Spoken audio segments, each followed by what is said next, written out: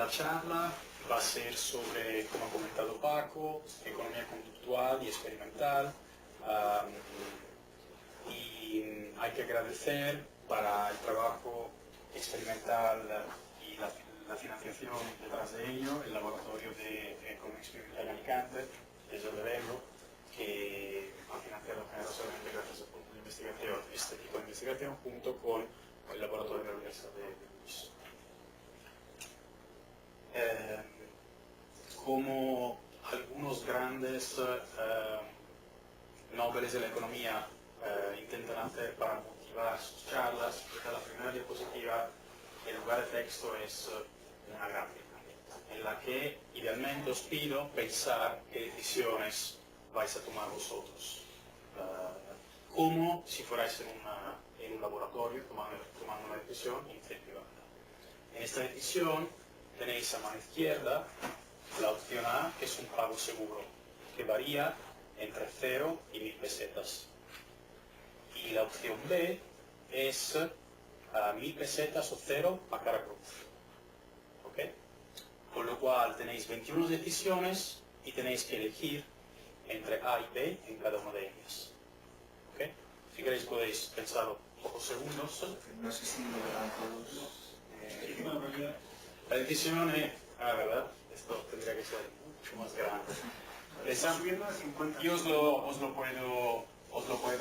puedo ilustrar. Primera decisión, 0 pesetas seguras o 1000 o 0 cara cruz. ¿Okay? La segunda, el pago cierto, la opción A, aumenta con respecto al anterior de 50 pesetas, con lo cual pasa de 0 a 50. La opción B es la misma que la anterior y no varía a lo largo de las 21 decisiones. Con lo cual os enfrentáis con 21 decisiones en las cuales la opción B es la misma. 1000 pesetas a cara y 0 pesetas a cruz. La opción A varía. ¿Okay? Con lo cual uno se encuentra a lo largo de decisiones con una opción A que se hace siempre más apetecible y la opción B que no varía. Al punto que alrededor de la opción 11-12 uno se encuentra con 500 o más pesetas en el pago cierto y en la opción B sigue siendo una elección a cara cruz entre 0 y 1000 pesetas. La teoría sugiere que una decisión óptima. Si pensáis en cuál es la decisión a la cual pasáis entre una y la otra, esta decisión puede estar ubicada, según la teoría, a la decisión 11, en la que el pago cierto es inferior o igual al pago esperado de la lotería, que es 500 euros. Porque ponderamos 1000, estamos en pesetas, perdonad, ponderamos al 50% las 1000 pesetas y al 50% 0 pesetas, con lo cual nos encontramos con un pago esperado de 500. Si sois el prototípico agente que la teoría predice deberíamos encontrar la economía, vais a saltar justo a la decisión 11. Cuando sois indiferentes entre la opción A o la opción B. ¿Okay? Si sois averso al riesgo, vais a quedaros más tiempo, más de 11 decisiones con un pago cierto. Porque averso al riesgo, en la teoría sugiere que preferís un pago cierto a un pago incierto. ¿Okay? Mientras, si os gusta tanto la lotería, vais a saltar antes. Porque aunque el pago esperado de la lotería sea inferior al pago cierto, os gusta tanto la lotería que vais a gozar de alguna manera, a obtener beneficio del lanzamiento, de un pago que depende del lanzamiento de la moneda. ¿Okay? Eso es lo que sugiere la teoría. Pero, si habéis pensado en realizar estas decisiones vosotros, ¿estáis seguros de haber realizado un salto entre una opción y la otra una sola vez a lo largo de los 21? Con algunos coautores hemos encontrado, realizando este tipo de experimento, que hay individuos cuyo comportamiento no está predecido por la teoría, porque saltan de una opción a la otra varias veces. Y se trata aproximadamente de un cuarto de ellos. La teoría sugiere que son inconsistentes, que no deberían hacerlo, pero sabemos que no se trata de un problema de los individuos, sino que de la teoría, que no predice el comportamiento por lo menos un cuarto de los individuos. Y, por favor. En ese ejercicio me imagino que no presentabais todas las decisiones a la vez, ¿verdad? Sí, Y una en una. Sí, no. Lo cual es un problema. Desafortunadamente en este tipo de charla no vamos a poder profundizar tanto el tema como para estudiar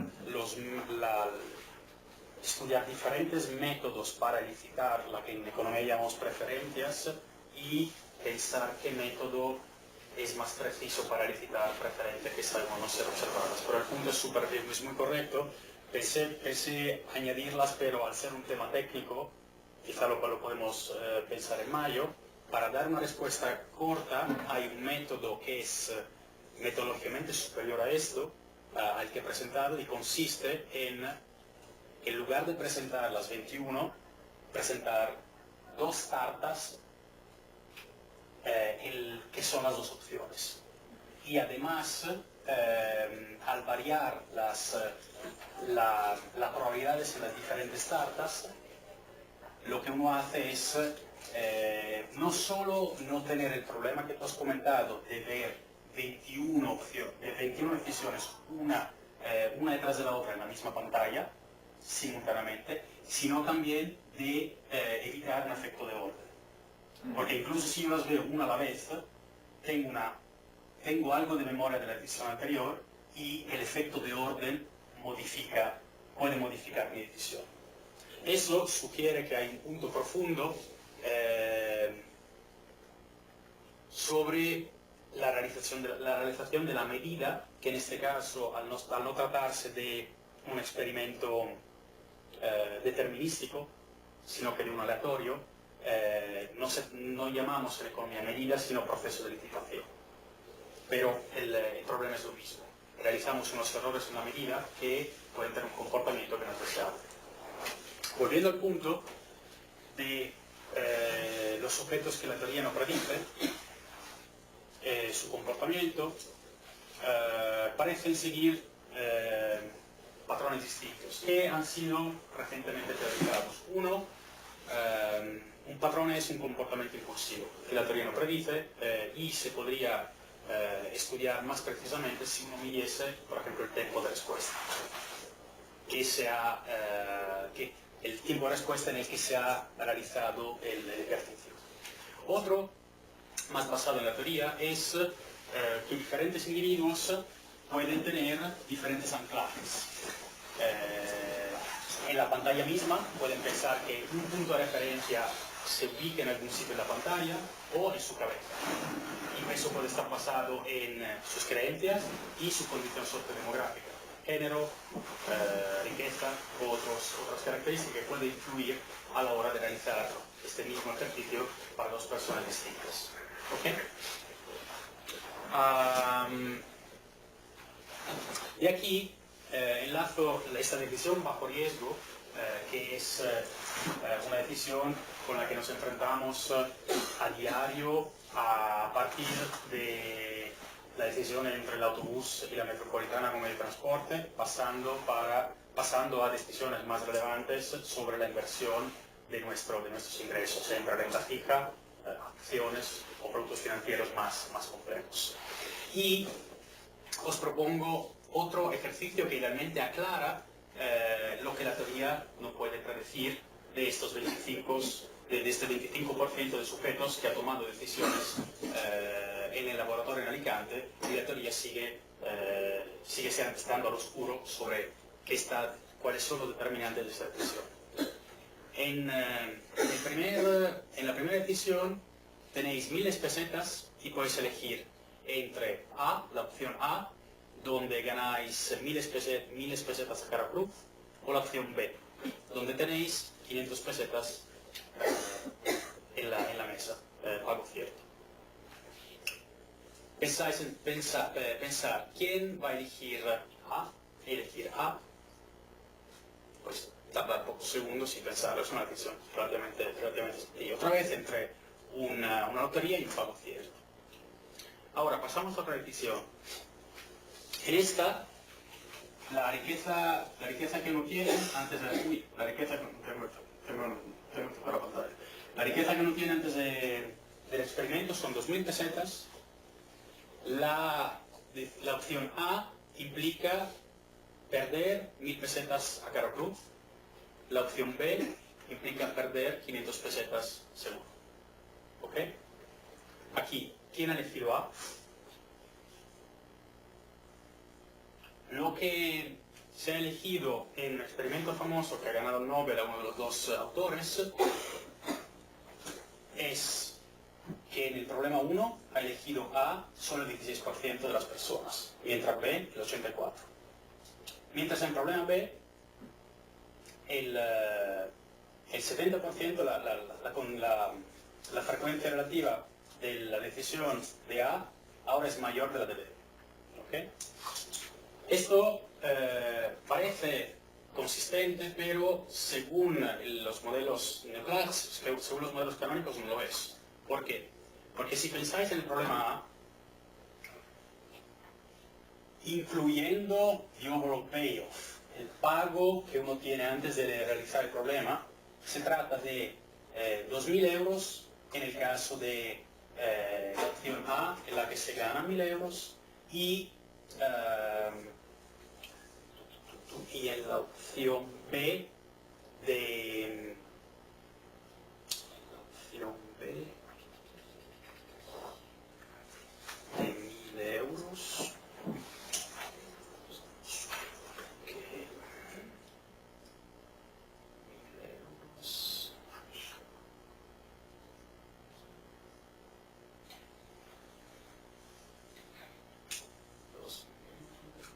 Exactamente, A da lo mismo que A y B da lo mismo que B, entonces saca Sí, perdonad.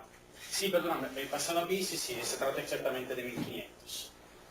Con lo cual, no debería tener sentido que haya estas opciones tan distintas. ¿Qué implica esto? Implica que las personas, según del prospecto que encuentren, del punto de vista que tengan, según de la condición inicial, la que se llama Reference Dependence o Endowment Effect, pueden modificar su comportamiento. ¿Okay? Esto ha sido autorizado por Kahneman y Tversky en 2 artículos.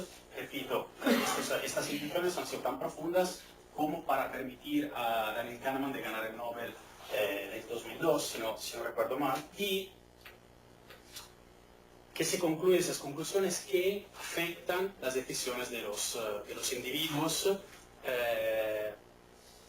las condiciones iniciales. Es decir, las condiciones iniciales pueden ser tan importantes como para afectar decisiones que se toman después. Y hacen parte de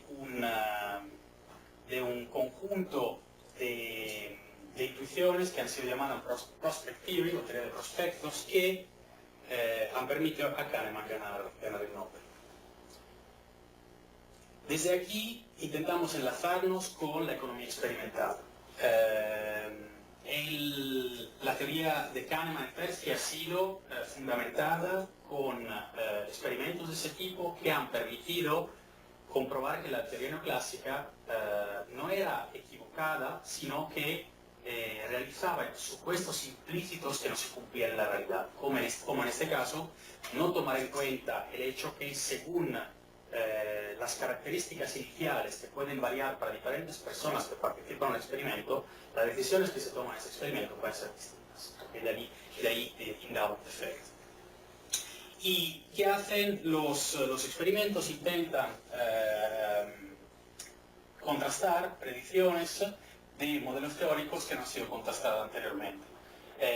Principalmente se empieza en los experimentos contrastando supuestos. Supuestos como que los agentes hacen comparaciones que son consistentes entre ellas.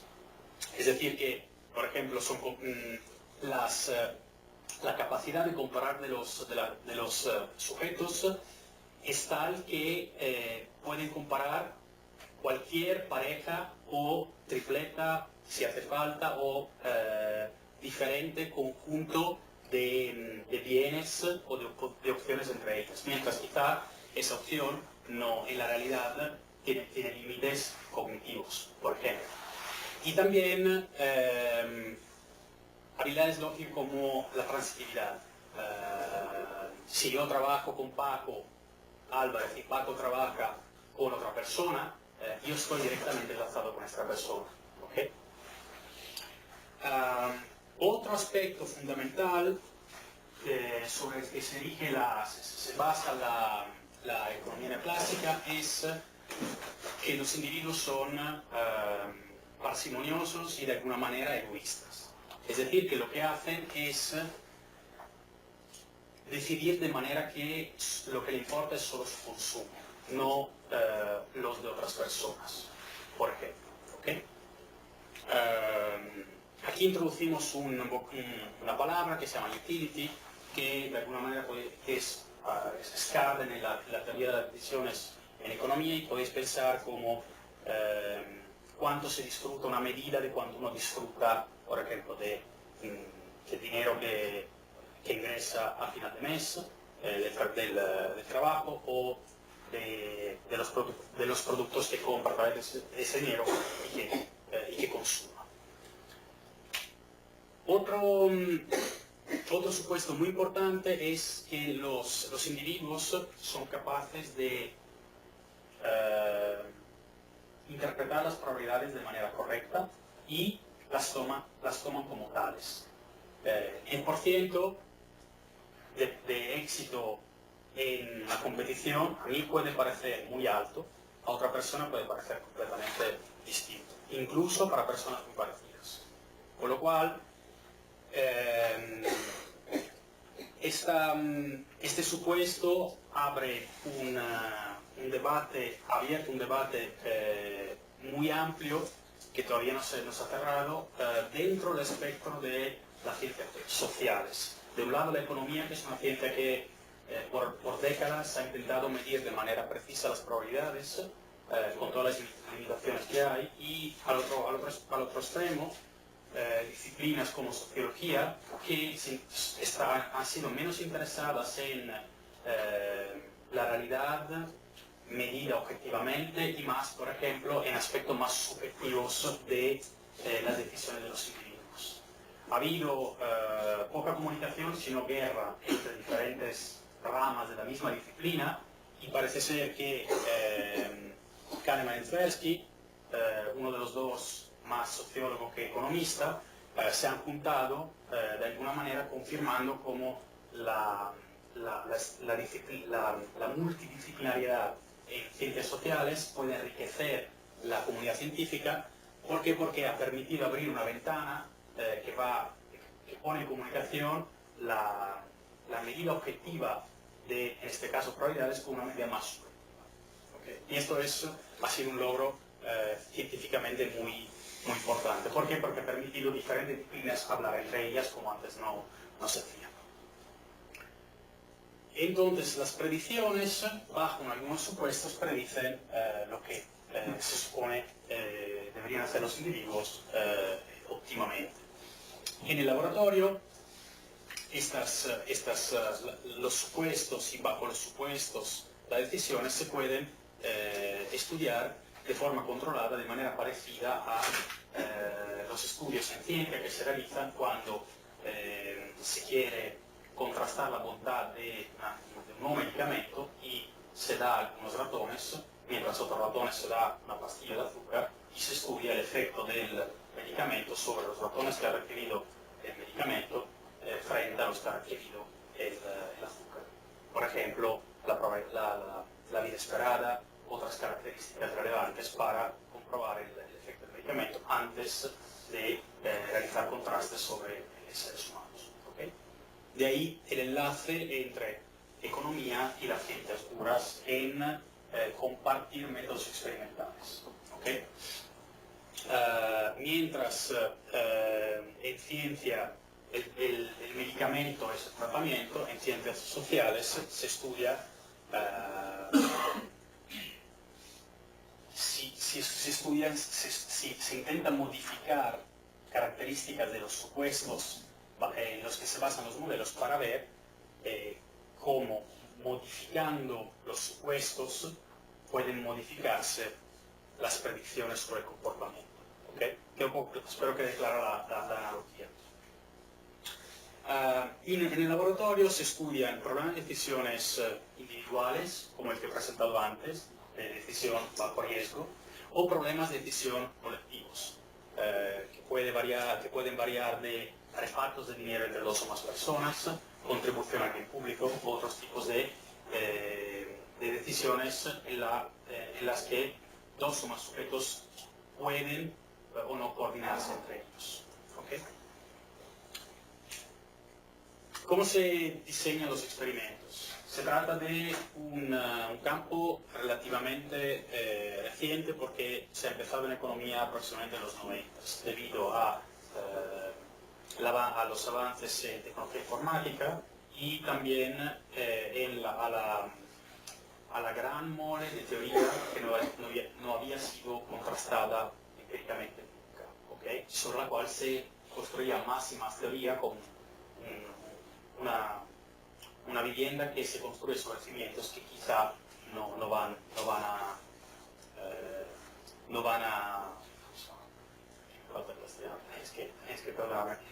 a permitir que esta vivienda se quede en pie mucho tiempo. Los sujetos en los experimentos son típicamente en el laboratorio porque los laboratorios están instalados en las universidades, son sujetos que estudian en la misma universidad, o en el caso en que sea necesario, añada al conocimiento que puede aportar un grupo diferente de sujetos, pueden ser ejecutivos. Se han realizado recientemente experimentos con sin hogares, personas que están en prisión o con grupos religiosos, para estudiar si las decisiones que toman diferentes grupos son distintas o porque algunas decisiones son más relevantes para la toma de algunas decisiones es más relevante para un grupo frente a otro. ¿Okay? Desde el 2000 se ha de alguna manera abierto, se han abierto aproximadamente los experimentos a contrastes explorativos, no estrictamente basados en lo que la teoría decía, sino intentando anticipar la teoría sin estudiar por años modelos matemáticos que podían revelarse ser equivocados, sino adelantando la teoría para sugerir pautas experimentalmente relevantes sobre las que la teoría tenía que centrarse. Con lo cual, uno puede pensar a la teoría y la ciencia experimental, en economía sobre todo, como un punto de partida y de llegada de un proceso recursivo en el que de la teoría se pasa a los experimentos y de los experimentos sobre la teoría, ¿okay? Informándose con los resultados de uno, informando los avances del otro ramo. ¿Okay? ¿Qué pinta tiene un laboratorio experimental? Esta es la foto que está en la web de la Universidad de Alicante, donde están los estudiantes de la universidad realizando un experimento. Se trata del laboratorio informático de la universidad, que viene aprovechado como laboratorio informático también para realizar experimentos. Se trata de cubículos en los que idealmente cada sujeto va a realizar decisiones independientemente del otro.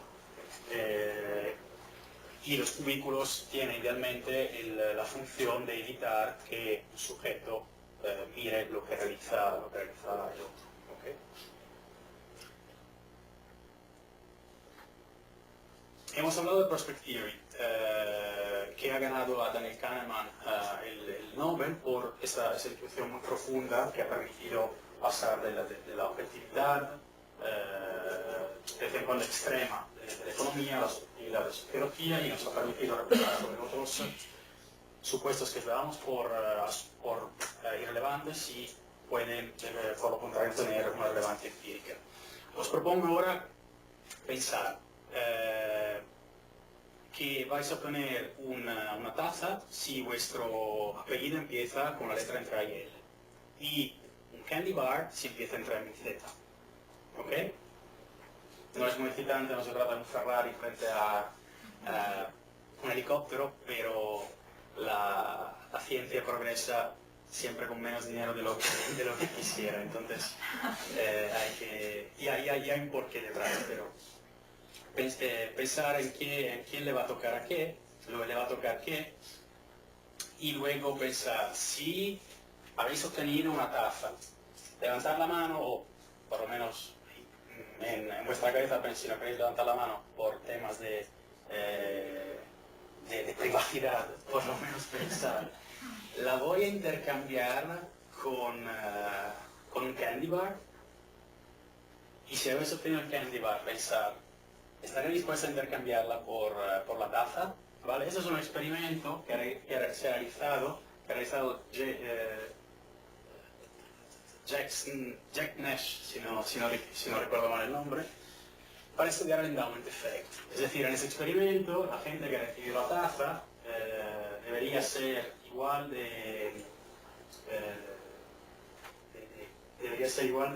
debería comportarse, debería tener la misma actitud a intercambiarla por el candy bar que los que han recibido el candy bar para intercambiarla.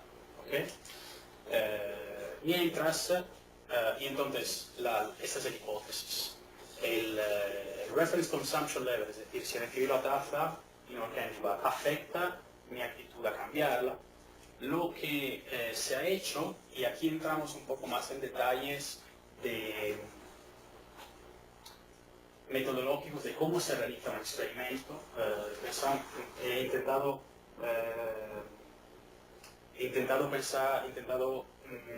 ofrecer una ilustración de cómo el experimento se puede realizar entre vosotros. Se divide el grupo del público, en dos grupos. Uno cuya primera letra del apellido empieza en Fraiel y el otro entra en Z. Se puede pensar que si no hay relación entre la primera letra del apellido de una persona y sus características, nobleza, ingreso, altura, otras características, inteligencia, se trata de una división en dos grupos casi al azar. ¿Okay? Eso es lo que se ha hecho en el experimento de Nash. Lo que se ha hecho es realizar dos grupos al azar y a uno dar la taza y al otro dar el chocolate. ¿Okay? Para luego preguntar a los dos, ¿quieres intercambiarlo? Y estudiar si la tasa, si la probabilidad, si el porcentaje de personas que querían intercambiarlo era el mismo entre los dos. ¿Okay? Y eso es lo que se hace en el laboratorio. En el laboratorio que habéis visto, si es necesario, se divide el grupo de sujetos que está participando en dos, al azar, de manera que el grupo de tratados, que puede recibir la taza, si la taza es el tratamiento, o más dinero para estudiar el efecto de ingresos sobre el consumo, por ejemplo, es por diseño experimental lo más parecido, si no idéntico, al grupo de control. ¿Okay? Y si no podéis resistir, tendré que, sobre los resultados, a aprender los resultados del Nash, tendremos que adelantarlo. Y básicamente lo que se ha encontrado es que entre los que habían recibido una taza, el 89% prefería la taza sobre el candy, mientras solo el 10% entre los que habían recibido el candy. ¿Okay? Eso significa que básicamente, otra vez, el endowment effect es bastante poderoso.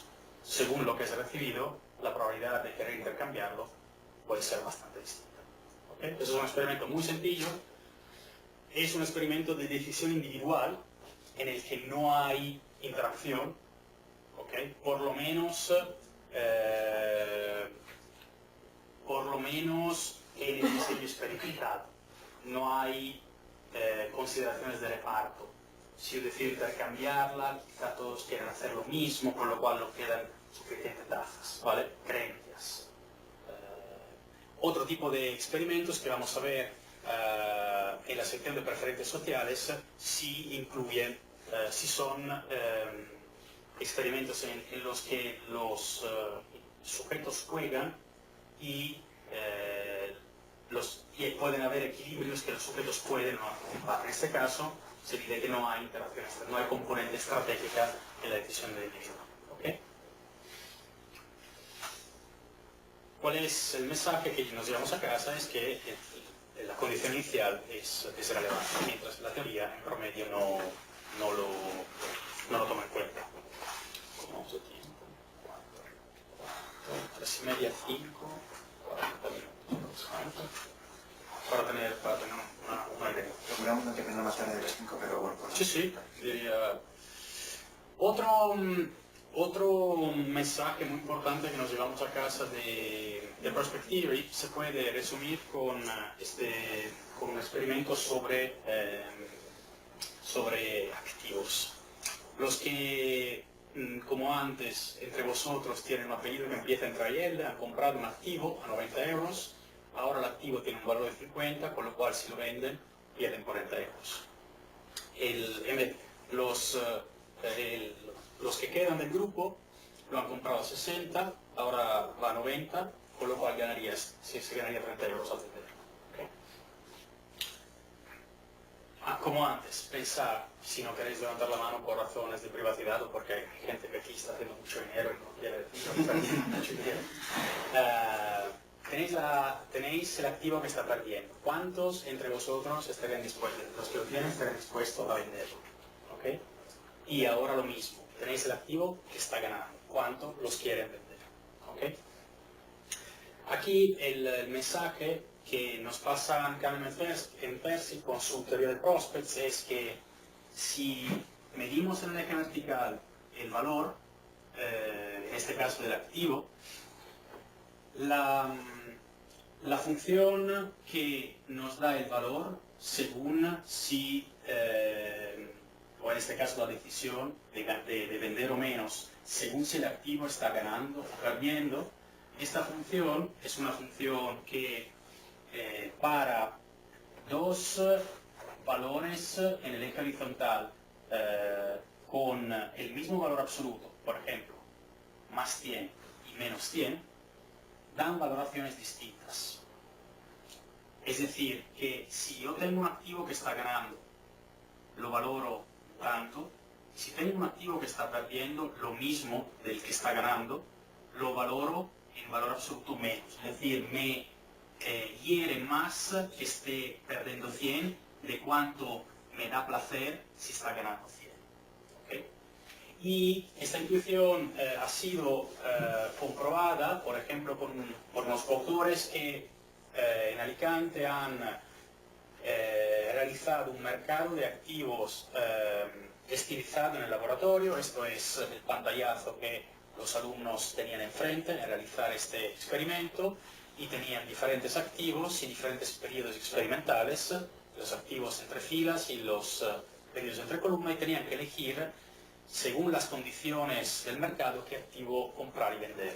Y los resultados de estos compañeros, igual que otros de la literatura, hay pocos contrastes de esta predicción del modelo de Prospect Theory con respecto al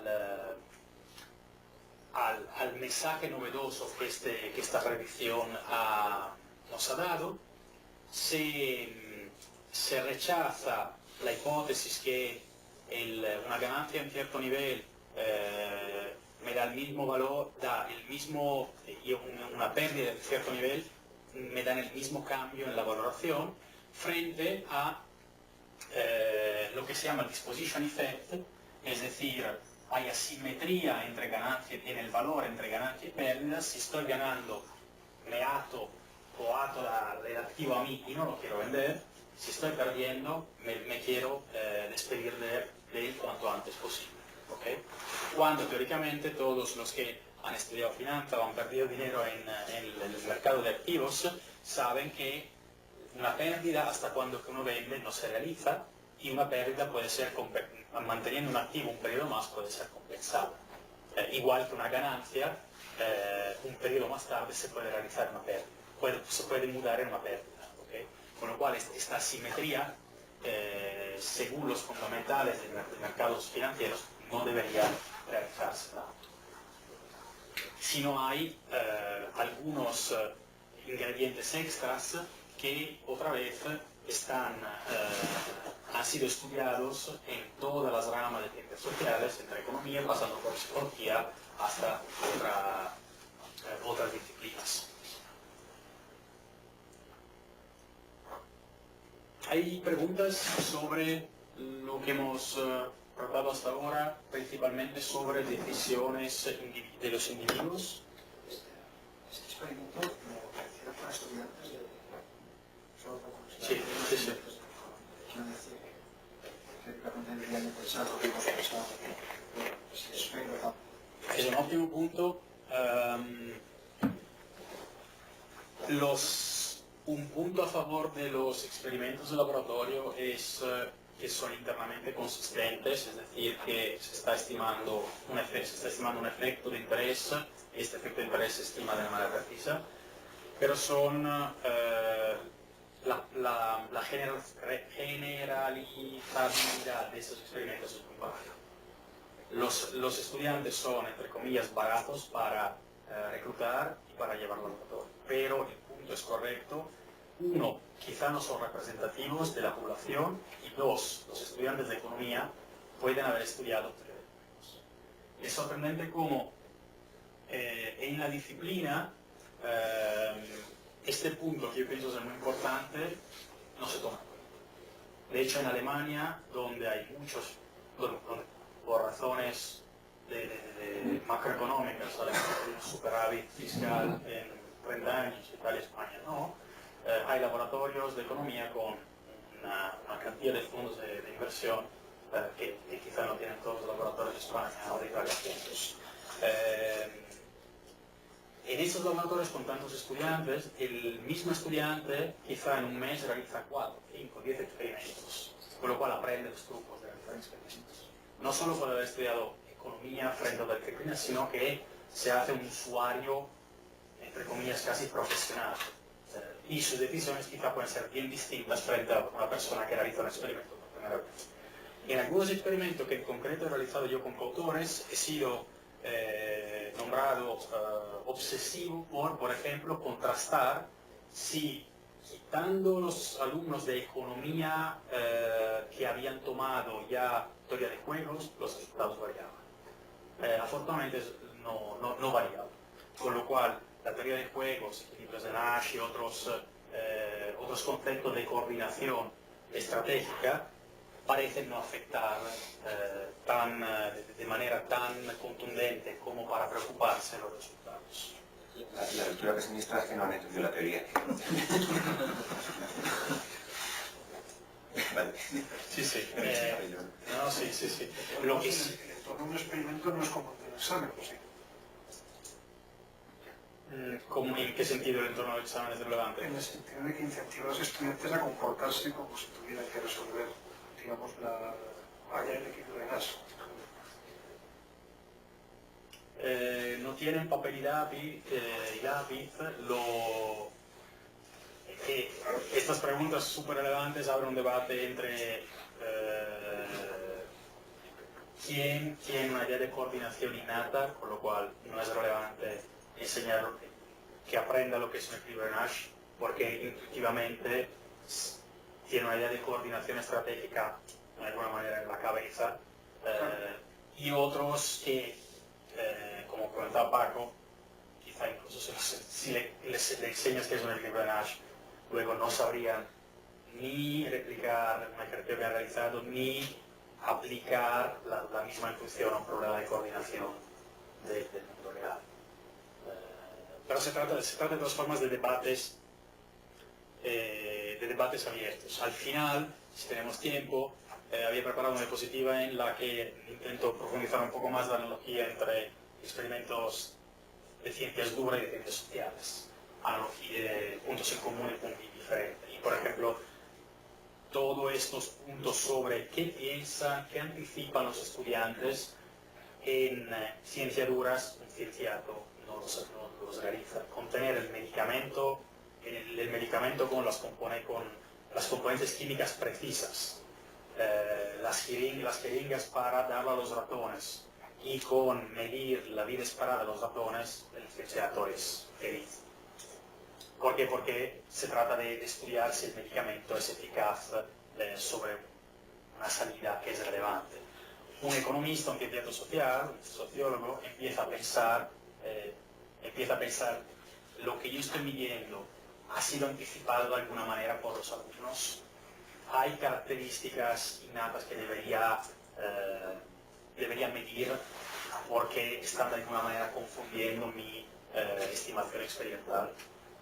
Es una labor, por un lado, la labor del cienciato es mucho más a priori para preparar el experimento de manera que no falle ningún aspecto científico de medida, de selección de los ratones.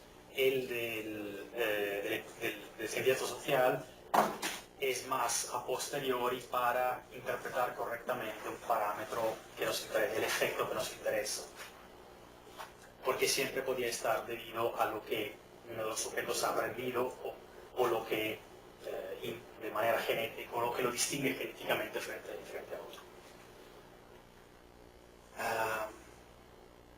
En la sección sobre referencias sociales, el experimento que se ha realizado para abrir la caja de los modelos neoclásicos a la posibilidad de que los individuos no fuesen egoístas, sino que pensaran en su protocolo de decisiones no solo en lo que le conviene a ellos, sino también en lo que conviene a otras personas, no solo en sus beneficios, sino también en el beneficio de otras personas.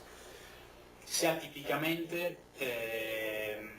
estudiadas decisiones de reparto, como la siguiente. Otra vez, si vuestro apellido empieza con AL, sois el grupo AL, si entra en MZ, sois el grupo MZ. Y tenéis 4 opciones de reparto de dinero. Ilustramos la opción A, las otras son iguales.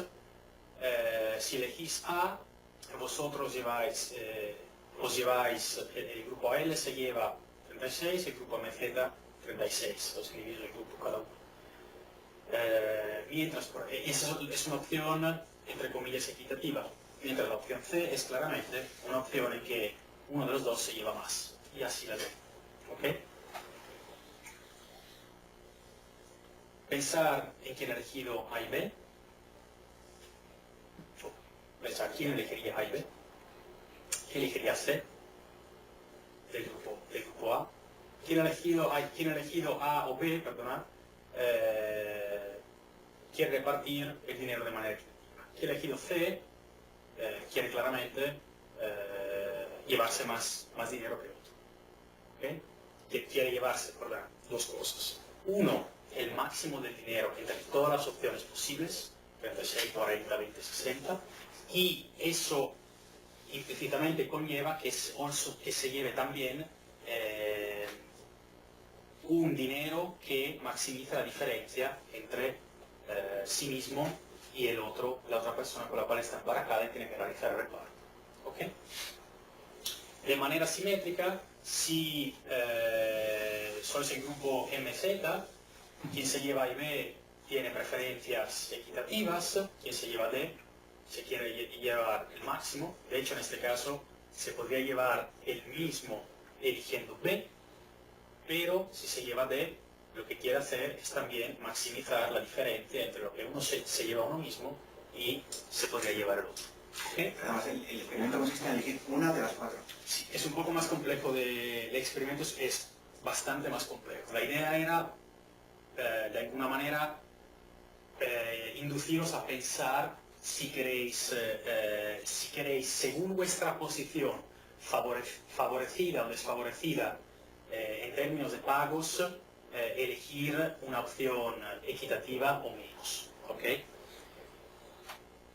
Los humanos frente a los ratones, como ha hecho Paco en 2 o 3 ocasiones, anticipan temas de diseño y temas de coordinación. En este caso, temas de diseño, quizá el que tiene Paco en la cabeza es un tema que va a aparecer en cuanto os comento los detalles del diseño, que para aislar un efecto frente a otro tiene que ser más compleja de lo que uno inicialmente pudiera pensar. A ver si contesta a tu pregunta sobre el tipo de diseño. La teoría sugiere que el individuo Y solo importa lo que consume él, que llamamos X con Y, es decir, es egoísta. Y quiere escoger X, el consumo, o en este caso el reparto, de manera que lo beneficie lo más posible. Enjoyment, utility, son conceptos similares, aunque la teoría detrás de la elección tiene un concepto muy complejo, con mucha matemática y mucha lógica detrás, para intentar poder escribir modelos de manera parsimoniosa, que en este caso no nos interesa. La evidencia experimental ha mostrado que dentro de la función que llamamos utility o enjoyment, o cuánto aprovechamos de nuestro consumo, no solo entra nuestro consumo, sino que también puede entrar el consumo de otra persona. Nuestra compañía de trabajo, nuestra pareja, nuestros hijos, la familia en general. Un modelo pionero en este tipo de estudio en economía es el modelo de French-Schmidt, que han dado dos nombres a dos parámetros importantes. Uno es envy y otro es guilt, en este tipo de mind-splits. La función que nos permite aprovechar del reparto, según ellos, es la función, entre comillas, neoclásica, es decir, a mí me interesa cuánto yo gasto, cuánto yo puedo gastar, y me reduce el beneficio si la otra persona gasta más que yo, recibe más que yo. ¿Okay? De ahí la interpretación del parámetro alfa como envy. ¿Okay? Si yo en algunos entornos estoy ganando un cierto nivel, no solo me interesa cuánto estoy ganando, yo en absoluto, sino me interesa que si la persona que se sienta al lado mío, mi compañero, mi jefe, gana más que yo soy Y y la otra persona es J, me siento herido por ganar menos. Las mismas consideraciones en pareja.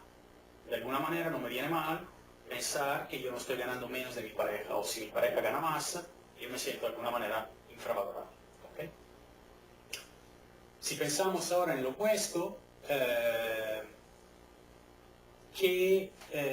¿cómo podemos interpretar el parámetro beta asociado al máximo entre yo gano más que la persona con la cual estoy emparejado y cero? Con lo cual cero si yo gano menos y una cantidad positiva en el caso en que estoy ganando más que el otro. En este caso, si me hiere o me quita de alguna manera beneficio estar ganando más, de alguna manera puedo interpretar esto como sentido de culpa. Es decir, ganar mucho más que mi pareja, mucho más que mi compañero, bajo el supuesto implícito de estar realizando interacciones con esta persona, me puede causar disutilidad, como nos gusta llamarlos nosotros economistas, nos puede causar alguna fricción de alguna manera. ¿Okay?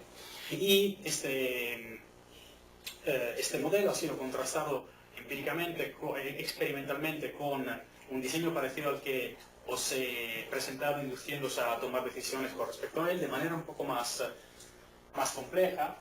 Se han dividido al azar los sujetos que han participado en experimentos en dos dimensiones. La primera, se han emparejado al azar entre ellos.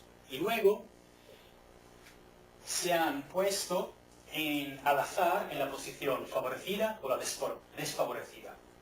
¿Okay? Y en un último, porque la diapositiva más larga no he añadido, cada persona elegía y al azar la decisión que generaba el pago era una de los dos. Al azar. Con lo cual hay tres randomizaciones. Primera, para emparejar. Segundo, para decidir quién es de los dos que está en la posición 1 y la posición 2. 3, los dos eligen la opción y se implementa al azar una de las dos opciones que ha sido elegida. ¿Okay? Porque si empezando de la última randomización, si los dos no pueden elegir cuál de los dos elige, puede escoger la opción que más le guste. ¿Okay? No sabe elegir, no elige como se dice en economía, under the veil of ignorance. ¿Okay? Porque sabe que la decisión que va a realizar. Si no se varía la posición, uno siempre gana más que el otro, en algunos casos, con lo cual tampoco hay variabilidad en la posición, en los pagos que sobre los que uno tiene que elegir. Si no se elige al azar, yo permito a la gente de realizar parejas, el efecto de las parejas que se pueden realizar por género, por amistad, también afecta a la decisión. Con lo cual, para estimar el parámetro, que esta estimación viene realizada con métodos econométricos, se realiza una variabilidad, se obtiene una variabilidad en los datos del ir al azar de 3 dimensiones distintas, ¿okay? Que permiten estimar los efectos de interés, igual que si se realizara un experimento controlado con ratones a los que uno se da un tratamiento y al otro se da el azúcar. Y se comprueba que los signos de los dos parámetros, si los vemos con signo positivo son negativos, si los vemos con signo negativo son positivos, es decir, ser pagado demasiado frente a otro causa sentido de culpa, ser pagado demasiado poco causa envidia. Hay más campos en los que se han encontrado preferentes sociales, pero hay más entornos experimentales que se han utilizado para contrastar evidencias sobre preferentes sociales.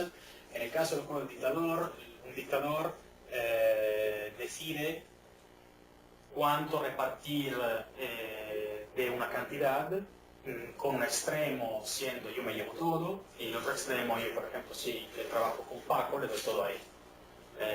El equilibrio sería que el dictador no diera nada a la otra persona, se encuentra en experimentos que el dictador comparte. En el juego del bien público,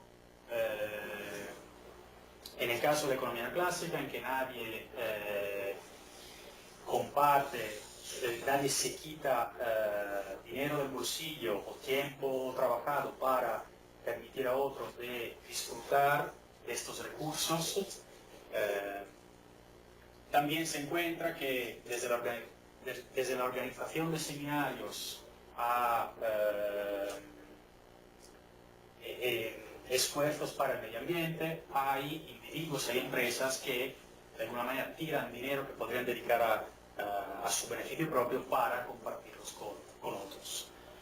Como científicos sociales nos interesa la interpretación de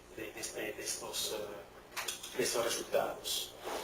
Una extrema es que somos de verdad generosos, aunque quizá es una conclusión un poco contundente.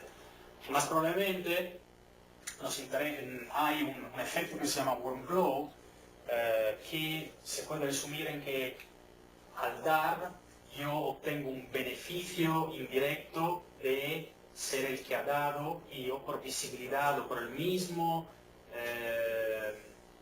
beneficio psicológico de saber de estar haciendo bien, doy. ¿Okay? Es una conclusión un poco más, entre comillas, pesimista frente a la idea de generosidad incondicional. Y relacionada a este punto, en entornos dinámicos quizá damos hoy para recibir mañana, directamente o indirectamente. Y por ejemplo, en el caso del juego del dictador y del bien público, sin tiempo para comentar más detalles, los entornos en los que se ha jugado una sola jugada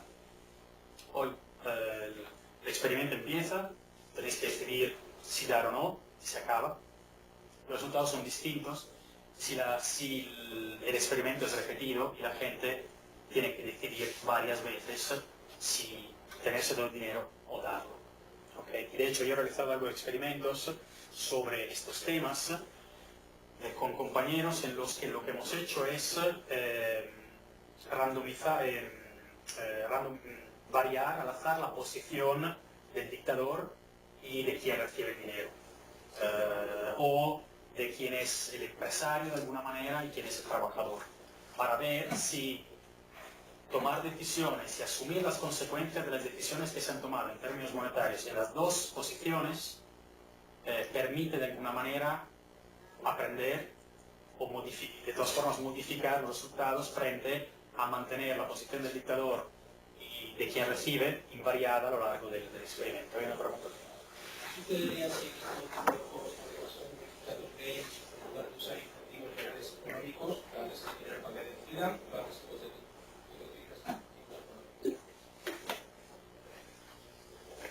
Es una diapositiva que tendría que haber realizado, que he dejado puesto, pero probablemente por el tiempo he decidido evitarla. Un super punto muy importante. En economía se supone que la relación entre las preferencias que no podemos observar y la utilidad, una función que nos permite de alguna manera incitar esas preferencias no observables, esa relación tiene un cierto valor si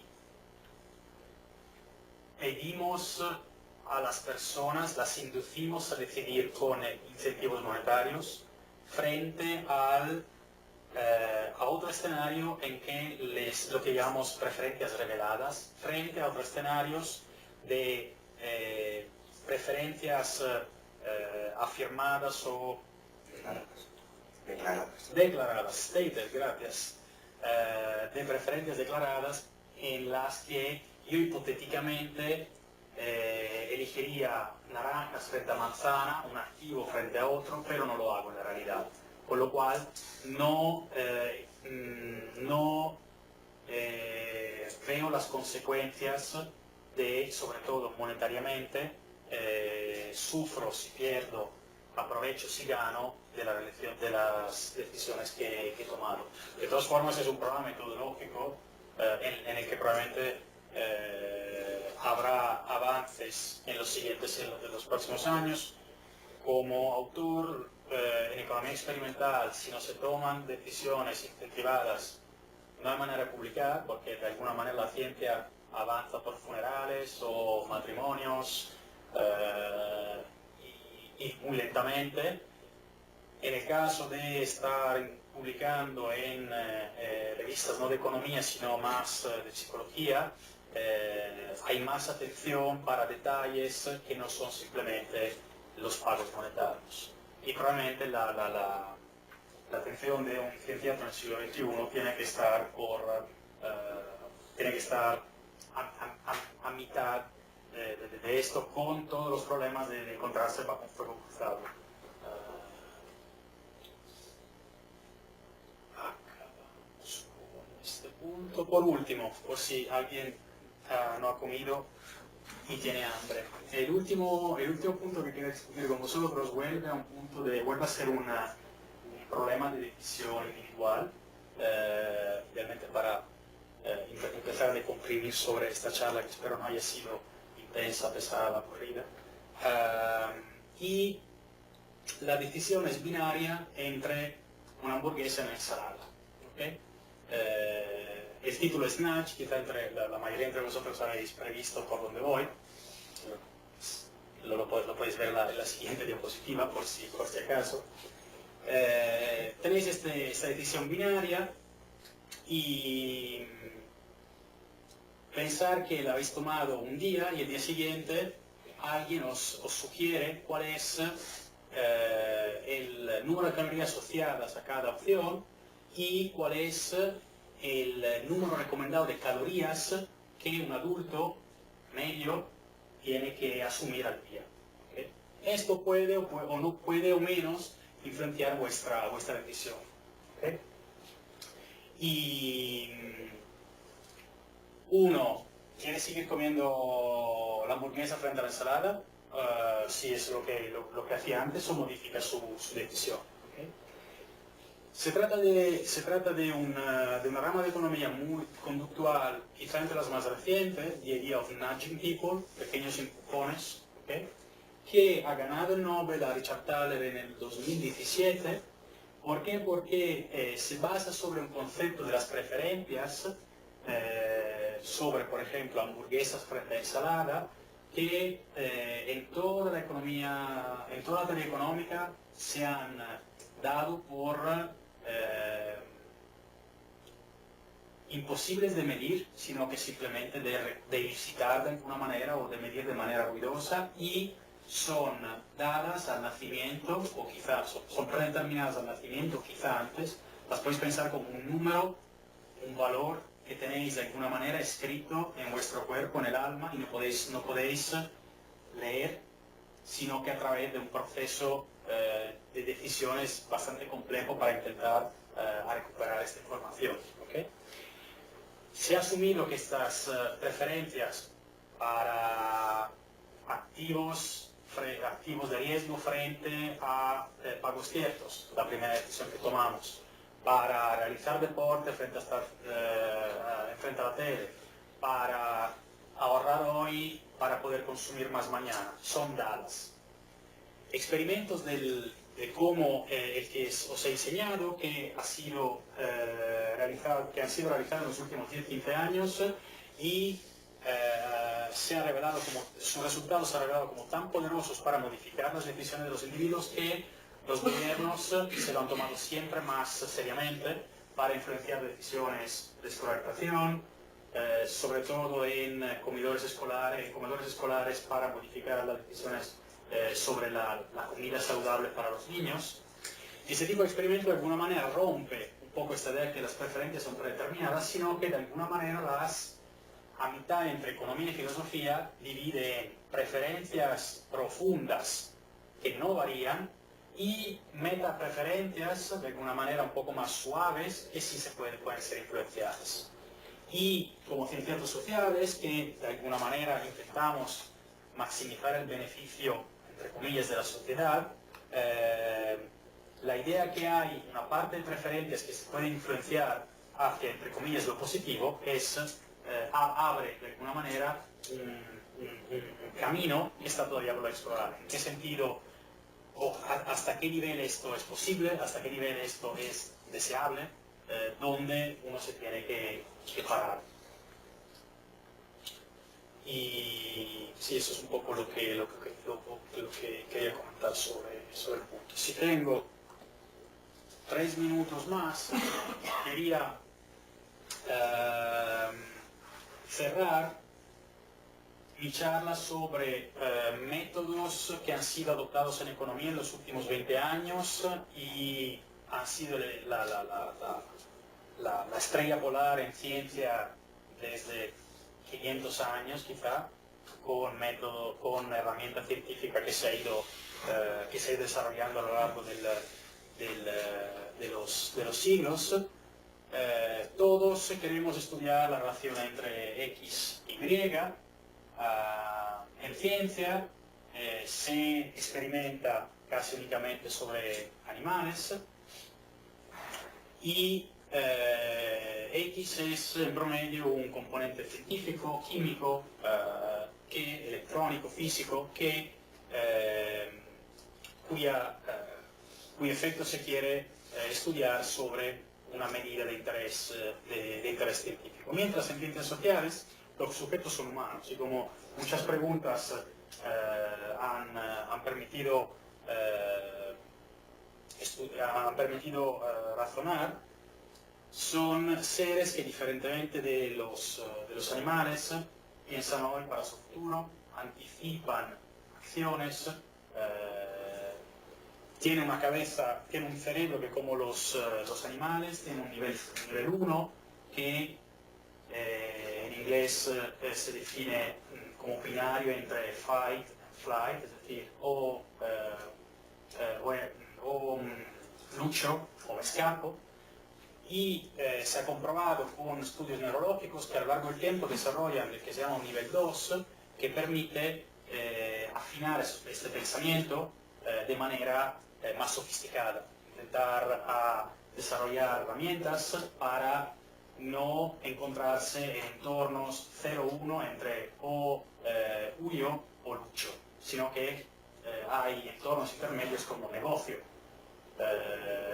No realizo realizo proyectos de varios periodos, porque divido el trabajo en diferentes periodos.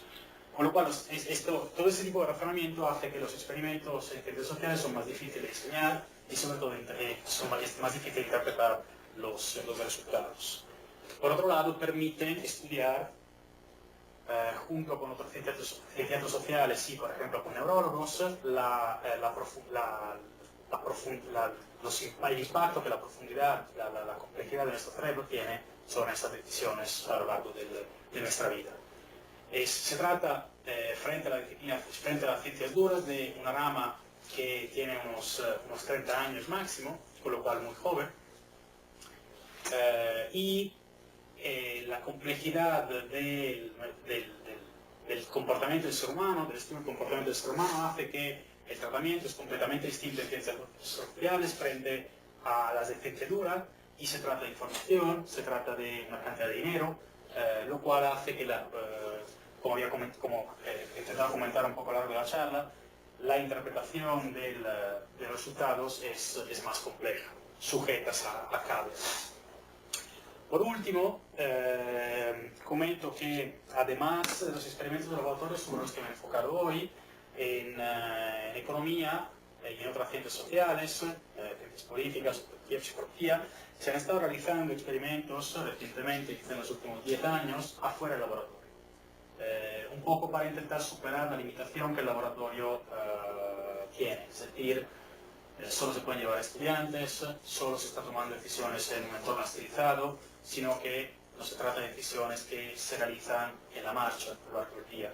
Por ejemplo, quizá el experimento sobre Nagy son los que más se acercan a experimentos de campo, es decir, si en algunos bares se pone el contenido calórico de la comida que uno va a escoger y en otros no. Es un ejemplo quizá de experimentos de campo, que abren otra perspectiva.